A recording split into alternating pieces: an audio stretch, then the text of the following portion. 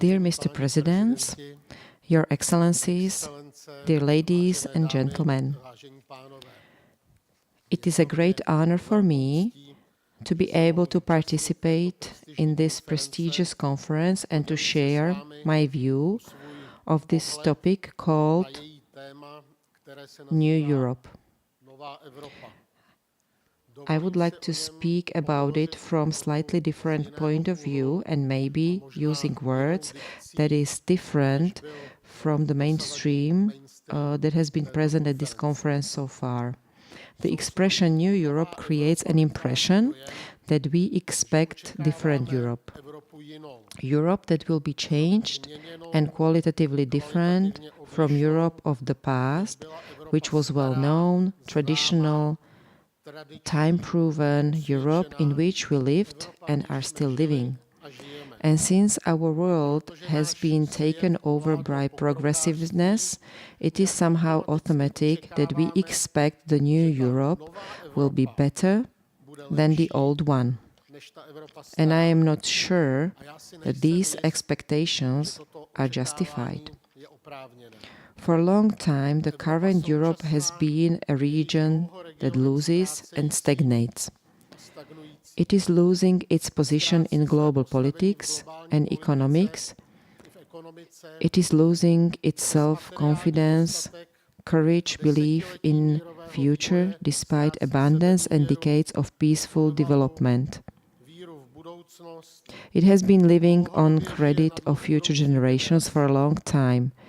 In its program, Europe of today forgets its roots and values that stood at the beginning of its giant civilizational boom. We have got used to, and not correctly, to identify Europe with the European Union. The European Union is a project, and this project, as Brexit and development in the east and south of Europe shows, is not and does not have good future prospects to be Europe-wide. An ardently spread thesis has taken over our public space that a motto "More Europe" is a remedy for all the challenges and problems of today. This means strengthening of unification with the aim of political union of the continent. Today we know that it is only an illusion. In spite of strengthening unification and integration, the European Union is still losing more and more when compared to other world centers, and the pace of its growth decreases every decade. The crisis of Eurozone and especially Brexit have shown that in this form and without major changes, the European Union will not stand. All of its parts have been implemented by a rigid system of all-embracing regulation of all parts of life in society and its citizens, a system proclaiming rights and claims instead of responsibility and merit. The government has become alienated from its people and democracy has been bound by political correctness. The idea of individual freedom has been replaced by a chimera of equality at all, even the most absurd levels, and there has been an ongoing attack in its interest against the foundational stones of European society, family and nation. The migrational crisis has been the latest example of approach to the problem of Europe itself and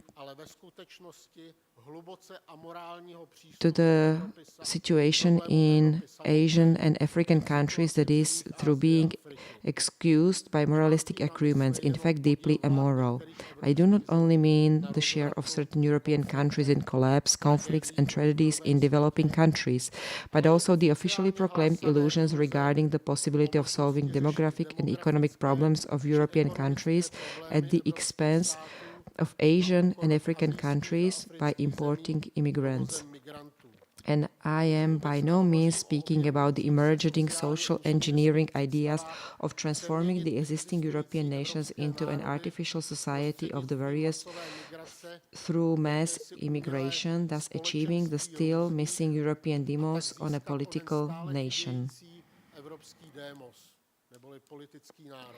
if we are speaking about New Europe, I would like to be with it to be lowest number possible of these fashionable current negative trends I have mentioned earlier, and on the contrary, with much more of the good, time-proven old Europe. Such Europe that knows that its strength lies in variety and freedom, and which cares for this. Europe of free nations and democratic states which cooperate together functionally and profitably. Europe which knows that the economic prosperity is formed by free business, not by regulation and grants, that the wealth has to be created first so that it could be divided later. Europe which protects its roots, values and traditions. It is the only way for it to stand during the period of globalization. We should abandon ideas so ardently spread by propaganda and feelings that a deviation from artificial centralization of the European Union is a regression, that Brexit is a tragedy, an economic disaster.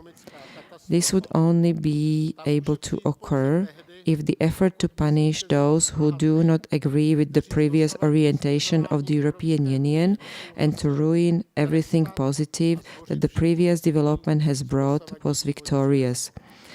Standing in a historic place in Smolenice, which remembers the complicated negotiations related to the breakup of Czechoslovakia, I find it worth reminding that this unique case of calm breakup of two close national states can be an example that is worth following in today's Europe as well. Only mutual respect and we felt towards each other then, effort to understand each other, willingness to compromise and effort to preserve the maximum of the positive from the past made it possible that today our countries and their nations have the best and closest mutual relations and feel the mutual bond of friendship. What a deep contrast it presents when compared to many of today's similar examples around us in Europe and in the world. Therefore, I wish this Czechoslovak example was an inspiration when dealing with the problem of today's Europe and not only in relation to the case of Brexit. Ladies and gentlemen, thank you for your attention.